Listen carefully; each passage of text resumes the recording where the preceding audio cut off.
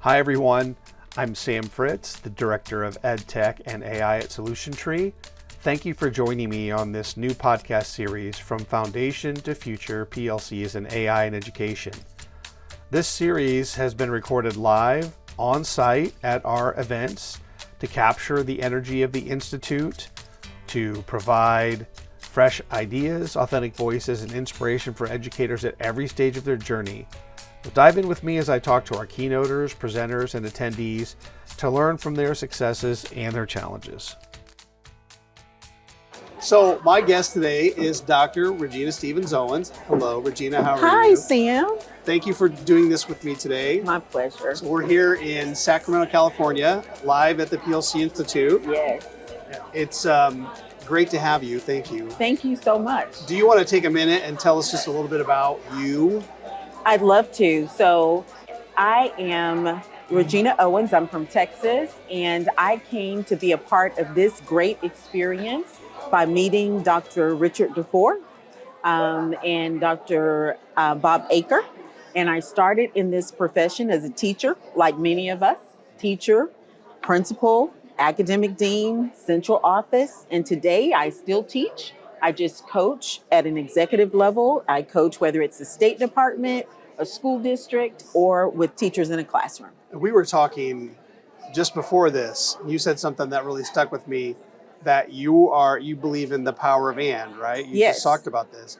And that teaching is not just teaching students, and learning is not just students learning, right? Absolutely. Say what you said to me Absolutely. about So Dr. DeFore used to talk about the genius of and Yep. or the tyranny of or. Right. And we were saying, some people teach and they have to leave the classroom to go affect a larger group of people. Right. And for me, I understand that teaching doesn't just happen in a classroom, and learning doesn't just happen for the students, that we are learners, whether we're teachers, and that's happening all the time. And I think that's my passion around this work, is how do I build courageous capacity in the system of education and the people so that we can continuously learn together. Yeah. We're going to talk about the people thing in just a minute here, but so we talked too before this that these events are sort of like the Disneyland for Yes. educators, right? Absolutely. You feel that? You You feel the energy as a presenter? And I do. And yeah. I love the fact that you use Disneyland as the example for the Yeah. PLC Institute, because I'm a big Star Wars fan now, and Yep. so Star Wars is at Yeah. Disney. Yep. But I kind of think of Dr. DeFore as Yoda, Okay. and that Dr. DeFore had a lot of Jedi. Right. And so when we have participants coming to this institute, it's like that. Yeah. They're being trained as Jedi. They're getting better at their pedagogy, at their craft. And they go back to small towns. They go back to virtual schools. They go back to high schools, elementary schools, where they then showcase their craft. Yeah. Yes. And when you're here, you can feel the energy, right? I mean, you can just, Absolutely. it's noticeable. So on day one, people come in not knowing what to expect, so they're a little quiet. By day two, they are taking over the Institute. That's and right. Day three, they are on fire. Yep. So it's fantastic. Yeah. Do you remember the first time you came? Did you come to an event as I a teacher? did. Do you remember your first event? Absolutely. What did you think when you showed up? Well, I was in awe. I didn't know what to expect, but then when they were teaching all the different concepts, at first I didn't get it. And then I fell in love with Dr. DeFore, and I was like, I have got to do this, but let me tell you why. Because my background is not education. My background is business. Yeah. But the way the PLC process works, I understood that the mission was really important. And we were supposed to be producing something. And the product that we produce is learning. And so if you're here, you're being indoctrinated in that understanding. Right. And so Eric did a great job of that today. We don't just teach, we expect people to learn. Yeah. Mm-hmm. Were you here with a large group, or was it just you and a few small I people? I brought a team. You brought a team. I have to Yeah. tell you, Sam, it was not pretty because our school was not doing well. Yeah. And so I ended up going back to do this process at the high school that I graduated from. And so the teachers there taught me. Yeah. And so we asked them to go to San Antonio, Texas, and engage in this process. And they were very frank with me. They said, we know what we're doing. You all don't know what you're doing, but we will go. Yeah. So they came, and the first day, they were all kind of to themselves. By the second day, they were on the floor of the hotel lobby planning out all the wonderful things that they could do. Yeah. And it worked, because by the time we went back and implemented, in about 2 years, our progress, we could see it. Some of you know Brandon Jones, but Brandon, who does keynotes here as well, he was one of the teachers back then. But within 3 to 4 years, we had gone from being last in our district to being number 2 from the top. So we were doing pretty good. Yeah, you were. Yeah. That's amazing.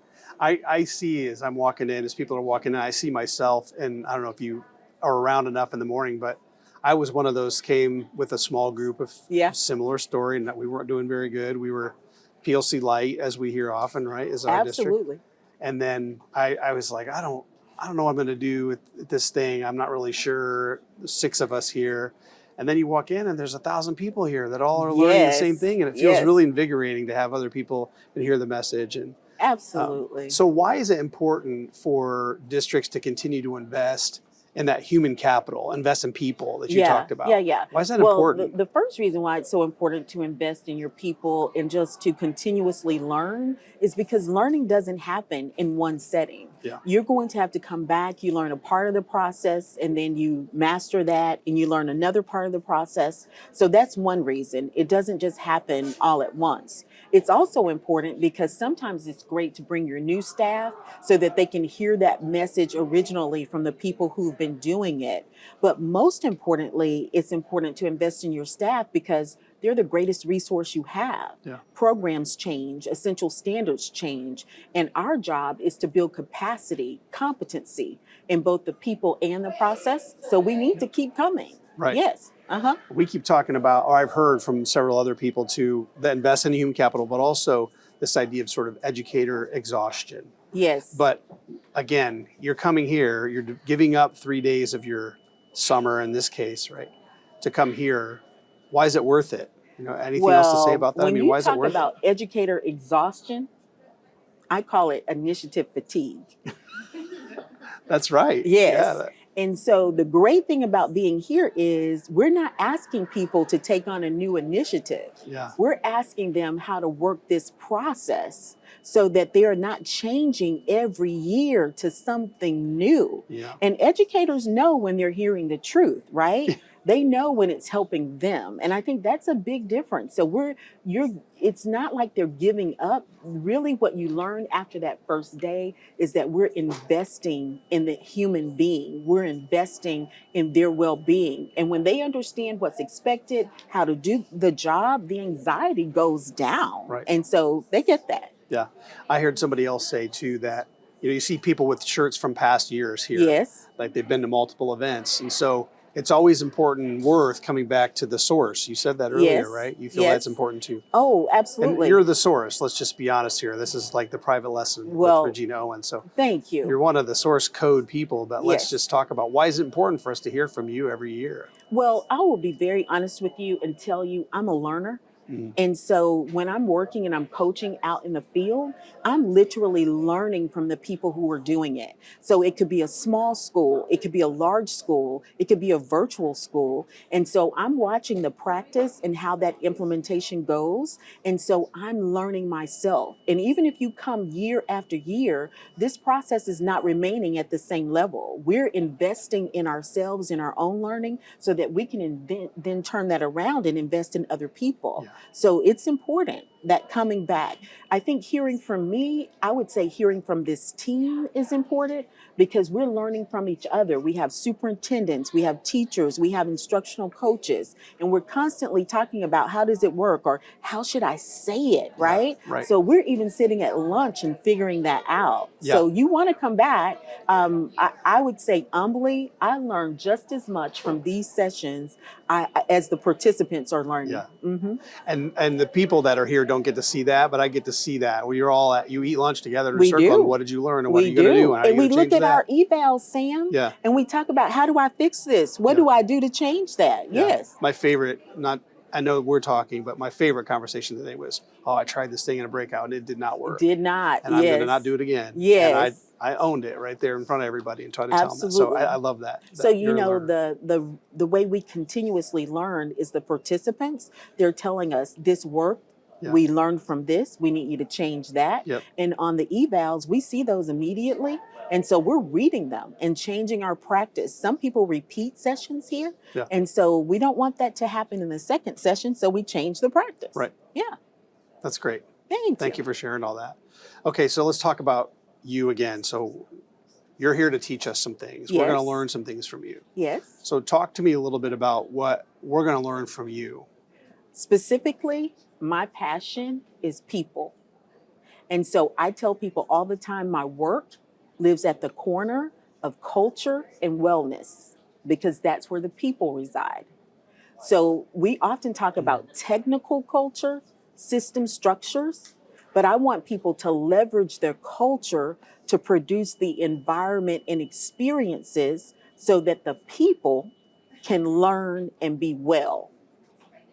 I don't think people have to leave themselves outside the door to come into our community and then do the work. I think we want that authentic human being to be their very best with all their gifts and talents. And we want to make sure that their missions are coherent with ours, that there's coherence between them.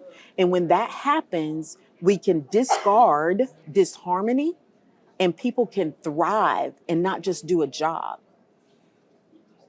Yeah, and you're not talking about having the occasional, coffee shop set up, right? And Oh no, Sam, I am talking living, breathing. Yeah. Because if we're going to commit, this is a social sector job. Right. So if we're going to commit this much time and energy pouring into students, pouring into each other, it needs to be an environment that inspires my soul. So Dr.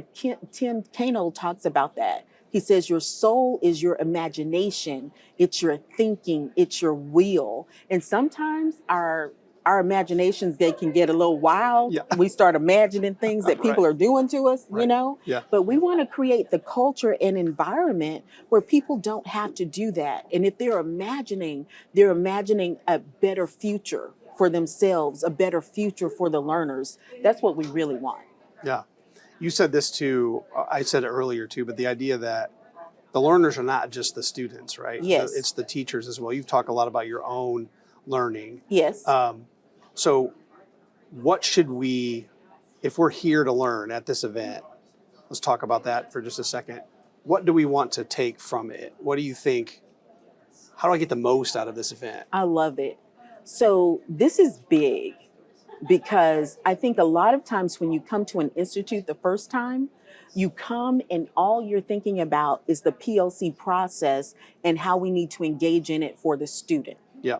And then when you're here, we start reacculturating the thinking that PLC, and I often say this in my keynotes, PLC, professional learning community. And so making that shift that we're not coming to get some tool to do something to the students, we're coming to literally invest in ourselves to become better professionals, to deliver better pedagogy. We're going to do that in community with each other. And so we're going to begin to learn together in a very different way.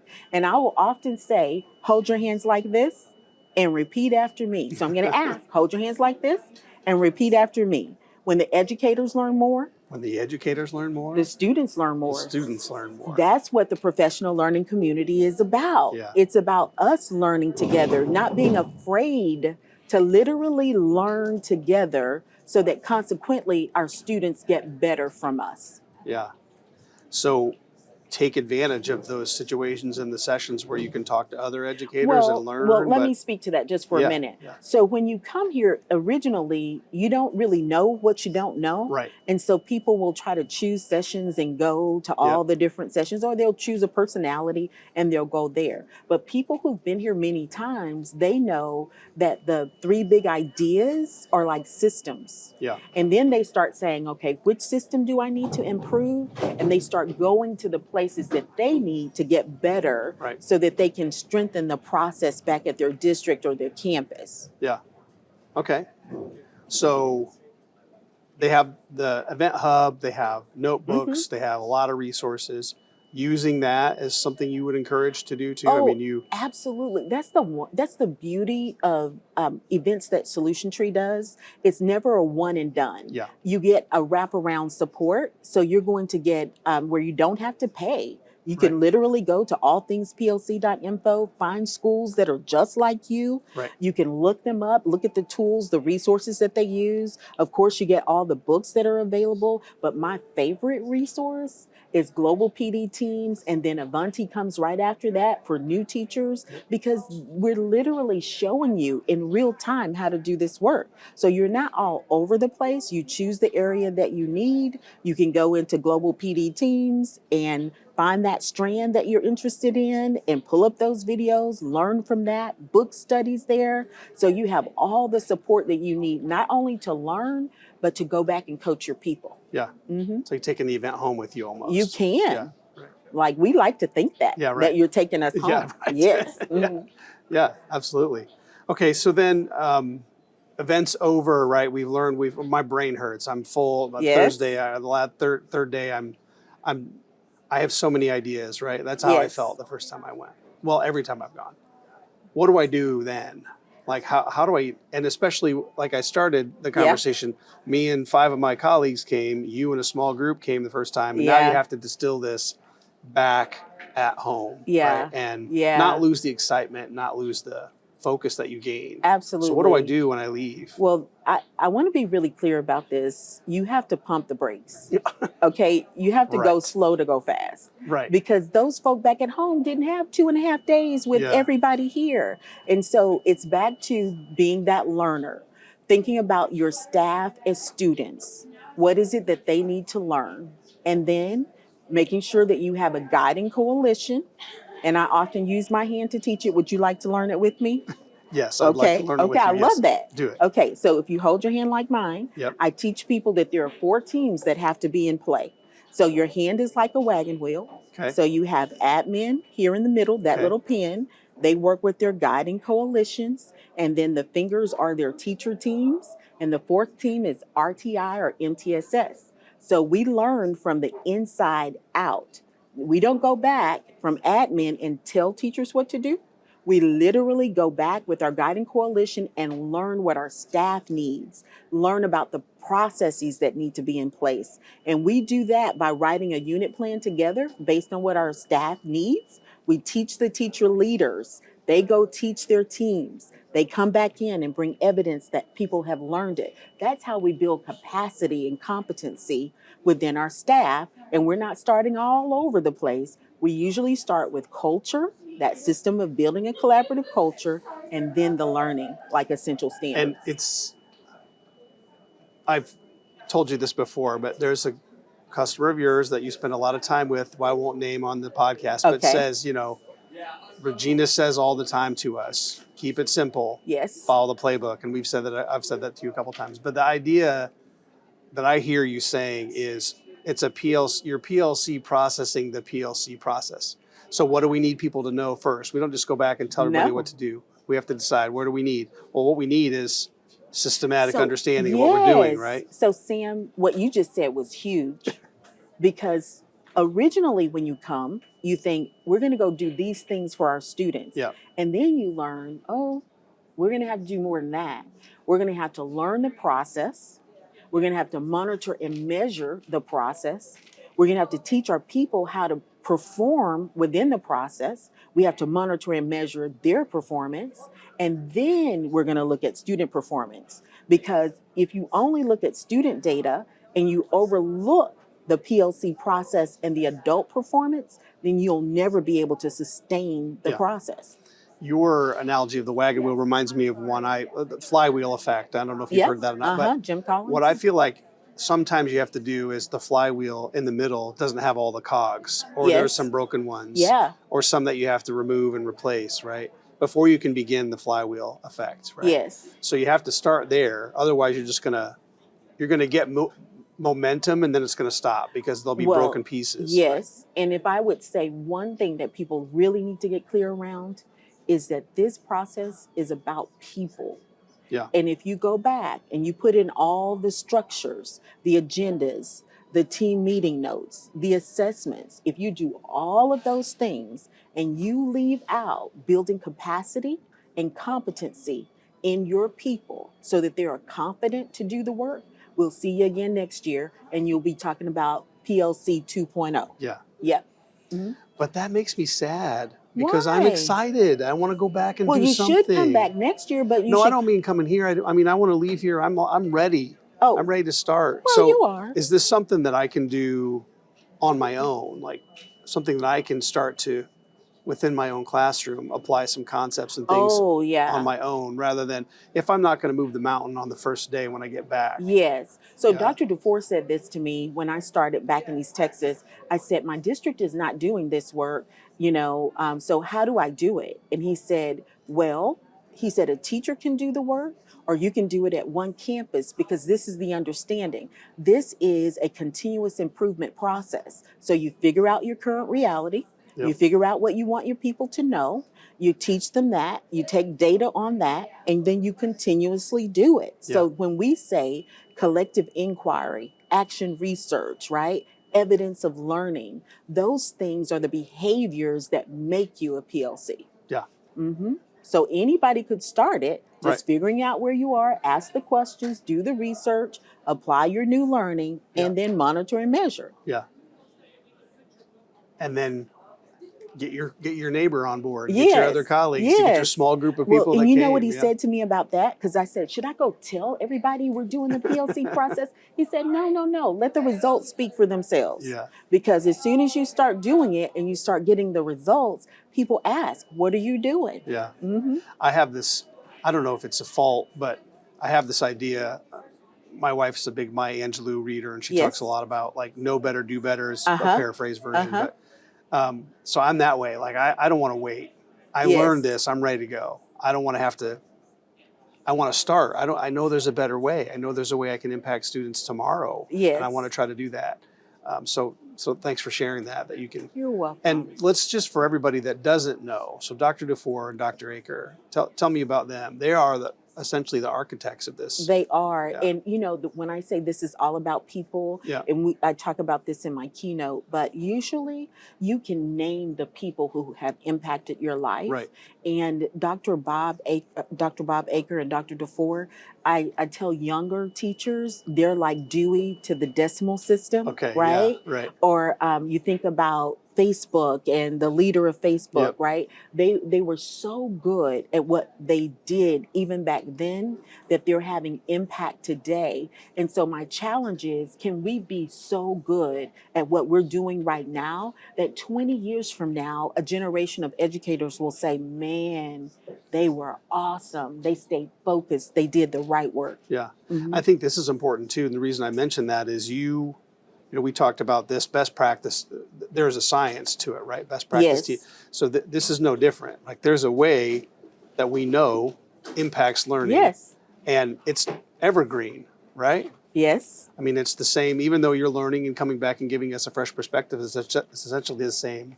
Well, I'm going to say there is a way to implement the PLC process. And in the book, they do a great job of trying to teach that as well. Yeah. But how you implement depends on if you're a small school, an urban school, a large school, a virtual school.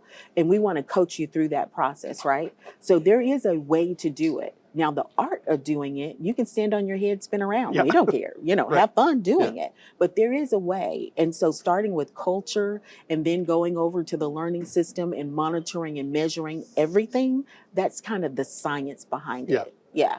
Okay. Mm-hmm.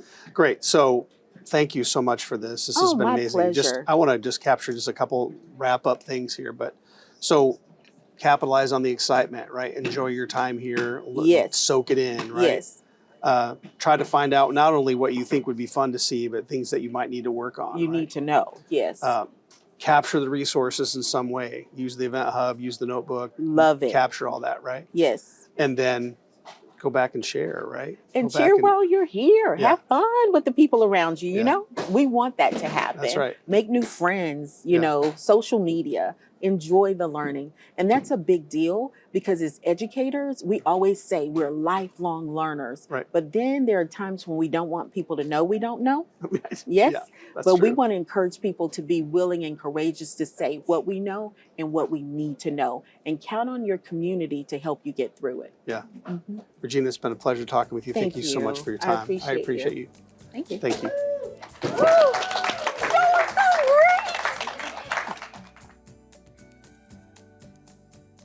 Since 1998, Solution Tree has worked to transform education worldwide by empowering educators to raise student achievement.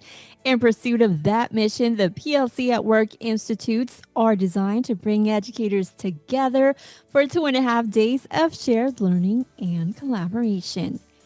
With a brand new fourth keynote, updated content, and dynamic breakout sessions, you'll gain advanced tools to refine your approach and make a bigger impact. To learn more about the full slate of PLC at Work Institutes and to register, navigate to www.solutiontree.com/events podcast. Thank you so much for tuning into this new series, From Foundation to Future, PLCs and AI in Education. Make sure to navigate to solutiontree.com/podcast to listen to our other episodes. We've got 2 other ones here live in Sacramento. We've got a whole series live at Tulsa.